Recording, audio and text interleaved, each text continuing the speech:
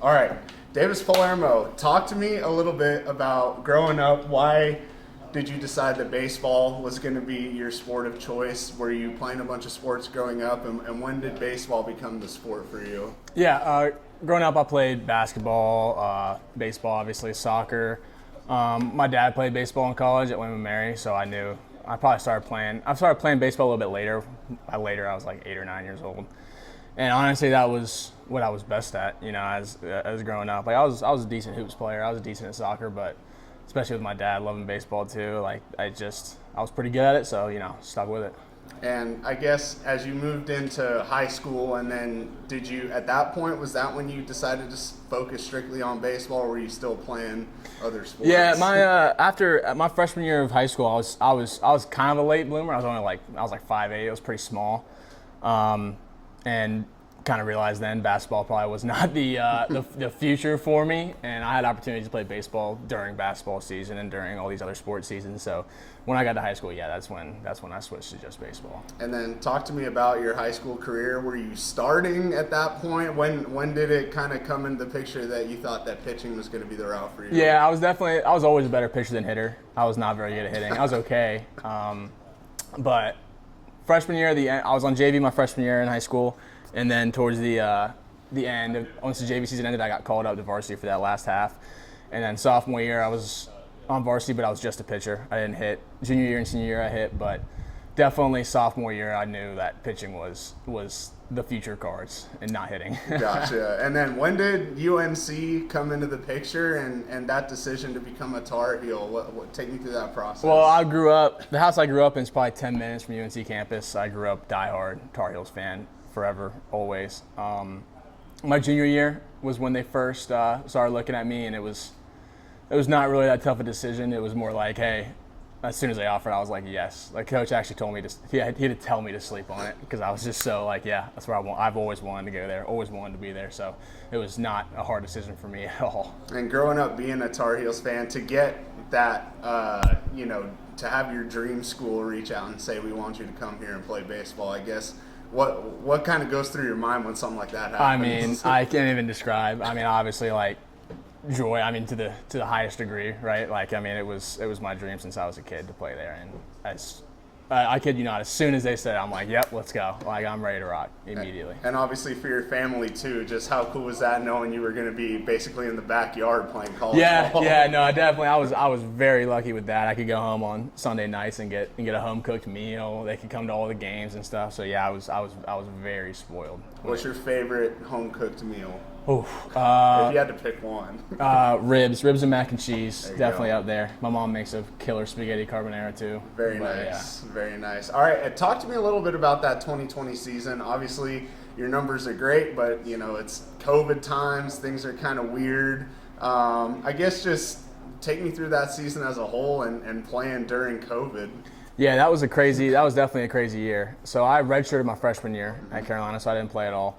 Sophomore year, I was a reliever at that point, for the most part, and we played probably like 20 games, and that was it. The one game I started in college was the last game of the COVID year, and was also Coach Fox's last game as the coach too, which is pretty crazy. But yeah, I remember getting that call. We were about to go play Duke and Durham, so big series. Everybody's fired up. If we get the call like, oh, series is canceled, we're like, whatever, like that sucks, we'll have to reschedule. And then I think it was not even a couple hours later we get a text like, hey guys, come back to the stadium. And we're like, what is this? And then season canceled just like that. I mean, it was, no one really knew what to think, what to do, what to expect. I think we said like a group of like 15 of us were just like, screw it, let's just go to the beach, I guess, do something fun. Yeah. So that's what we did. We went to the beach, and it was a crazy time. I mean, definitely I'm very, very blessed for that time, because I made a lot of changes to myself during that long break that helped me propel myself forward. But yeah, it was a crazy time. And then talk to me a little bit about your redshirt sophomore year. Numbers wise, probably not where you wanted them, but probably a lot of growth that you had during that season.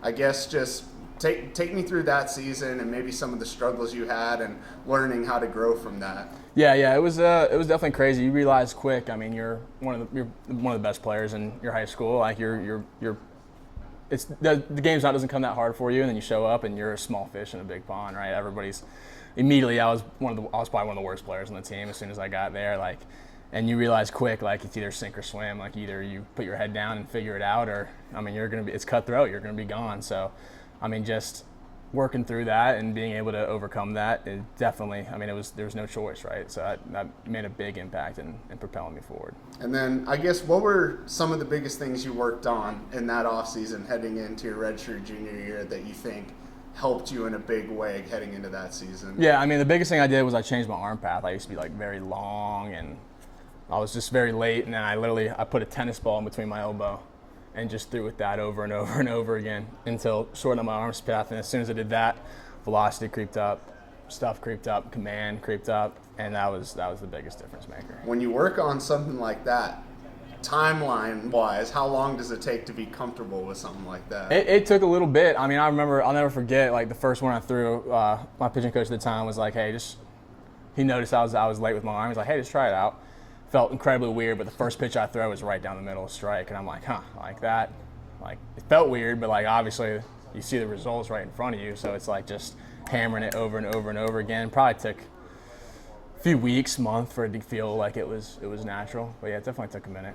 Gotcha. And then obviously you have a great season. The draft comes around. When did the Rockies kind of come on your radar at all as a team that might be interested in you? Yeah, I mean, I really didn't have much of an idea heading into it. I mean, I talked to a bunch of different teams, definitely talked to the Rockies a little bit. And I mean, that whole season I was trying my best like to not think about that stuff at all, just focus on our team and the games we were playing. And I mean, I'll never forget that either. And started the 8th round, you get a call, from them, they're like, hey, we're going to take you here. I'm like, yep, absolutely. And just like that, you're a Colorado Rocky, it's pretty wild how quick it turns around. And then talk to me about your first, couple of years here in pro ball. I guess learning at the pro level, going in Fresno, and then coming up here late last year. Just kind of, what did you make of your first year plus in pro ball? Yeah, it was definitely a wake-up call for sure. I mean, kind of a similar thing. Like, you can't get away with the things you get away with in college and pro ball. Seasons, I mean, you go from playing 56 games to 132. Like, you don't realize how crazy that is. 6 days a week, you get one off day for 6 months straight. Like, that takes a toll. That takes adjusting. And really, I mean, in college, I was like 85% fastball. Here it is, like, hit it, and you can't do that here. Like, doesn't matter how hard you throw. Like, they're gonna turn that thing around. So it was definitely just an adjustment period, getting comfortable with the off speed, and just definitely needed it, but that's how you learn, right? Did you have to add any pitches to your repertoire at all, or was it just honing in on the breaking balls that you had? Oh yeah, I mean, I had breaking balls in college, but they weren't very good. Yeah. So it was really just like finding a better version of what I had, and just, I mean, even like you realize that you're never complete, right? You're always tinkering with something. You're always trying to figure something out. So just that being able to make those constant adjustments is tweaking little things here and there. That's what gives you the edge. And coming into this season, was it just focusing on breaking balls, or was it stuff with your body? What was kind of the main thing you worked on in the off season coming into this season? Yeah, I mean, it was consistency, right? It wasn't as much like the actual breaking balls themselves, or it was just having them be in the strike zone more and having a consistent shape so you know what it's doing, and that was the big thing. And obviously, I feel like, especially last year too, I kind of like lost some athleticism. You know what I mean? So like that was a big focus as well, trying to feel like an athlete, not feel like I'm stagnant and robotic, but your athletic movements, and that leads to more consistency. That's the name of the game, is being consistent.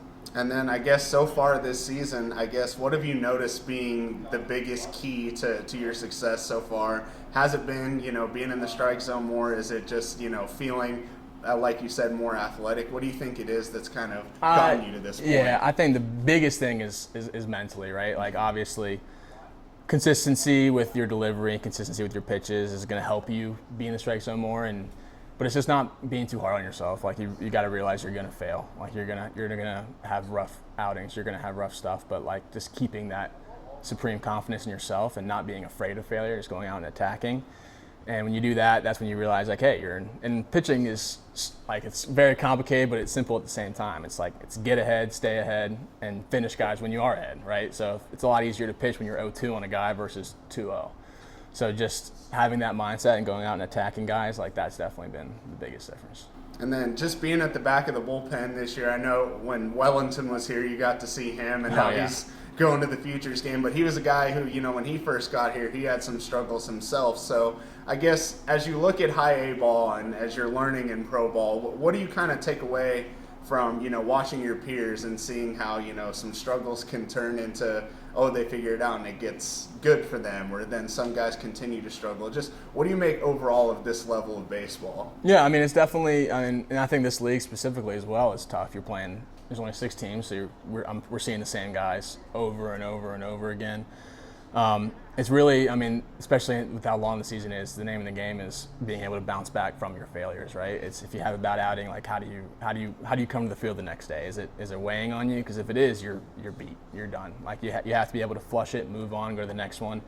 And it's also nice being around a lot of other talented, successful people, right? Because then you can see what they do, how they react to things, different things they do that you can pick up on that can help you.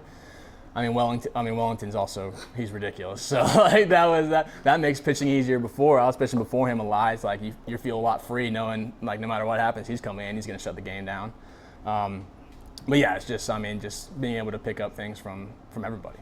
And when do you think you kind of made that jump mentally to be able to just be like, all right, like that's done, move on to the next day? Was that early in your career? Did that happen later? When do you think that came? Yeah, I mean, it's probably come at different spots in my career and in general, but it's different every time. Like in college, it was like, hey, like you're not going to play, like you're going to get cut, like if you don't figure it out, like you got to lock it in. And even that a little bit here too, but it's just sticking with it. It's just not being able to overcome that failure and not let it weigh on you, not let it take away. And I mean, I went through some things last year off the field too that give you perspective, and being able to maintain that perspective, like, hey, like at the end of the day, we're playing a game for a living, right? Like it's fun. Like it's supposed to be fun. You're not supposed to be filled with anxiety, filled with all this stuff when you're playing. It's supposed to be fun. Like realize what really matters, and it's who you are away from the baseball field, not who you are on the baseball field. So I'd say that was the biggest thing. Gotcha. And then talk to us a little bit about you off the baseball field. What are some of your hobbies, fun things to do? Carolina boy, are there any like things from the South that you like doing? Fishing, hunting? Yeah, I mean, I'm not a big fisher and hunter, surprisingly. But I mean, I love playing golf. Obviously, I mean, I love all sports. I'm a Commanders fan, so I'm a football nut. Love all UNC basketball is probably my one. I could tell you anything about UNC basketball. I'm diehard. Been following it since I was a kid. Off the field, I mean, being here, like I'm married to my amazing wife, who I'm lucky enough to have out here, which makes a world of a difference in keeping that perspective. And we got a puppy this last off season, Scooby, German Shepherd. He's out here too, and so I mean, that's why I tell my teammates all the time. It's like it's hard to, you have a bad outing, you go home, and it's hard to stay mad when you got a little dog so excited to see you, and no matter what happens, he's still got to go out. You still got to take him for a walk, like no matter what, no matter how bad, you pitch that day, like he's still got to go out. So yeah, I mean, having them here makes a world of a difference as well. But yeah. Yeah, that's awesome. Well, you guys know you didn't have to beat Gonzaga in 2017. Oh right? yeah. You didn't have to. But we played at Gonzaga for the playoffs last year. Yeah. So I got to see their gym and look up there. I see that 2017 runner-up banner. I took a picture of it, sent it to all my friends. Yeah, I remember that game well. I remember the year before that too, and that was a rough one. That was a rough one. But yes. Yeah. That's awesome. And then Davis, as you look here throughout the rest of the season, what's kind of the goals for you as you guys head into the last, month plus here? And, obviously you're trying to stay in the race, hopefully get a playoff spot. Last year Northwest League champs, you want to repeat that as well. Oh, yeah. But just for you personally, what are some of your goals as we get through the end of the season? Yeah, I mean, obviously as a team we want to win the second half and give ourselves a shot in the playoffs for sure. I'd say for me individually, it's just about staying consistent. I'd say this month right here, this time period we're in right now is probably the hardest one, right? Like right before the All-Star break. 2 weeks after, like we've been playing nonstop for so long. Like it's hot, it's July. Like these are the dog days. Like these are the days that you have to figure out how to get past and get through. Your body feels like crap. Like everything might not be going your way, but you got to be able to fight through. And the biggest thing is just staying consistent in what you're doing. That's all you can do is stick with your routine.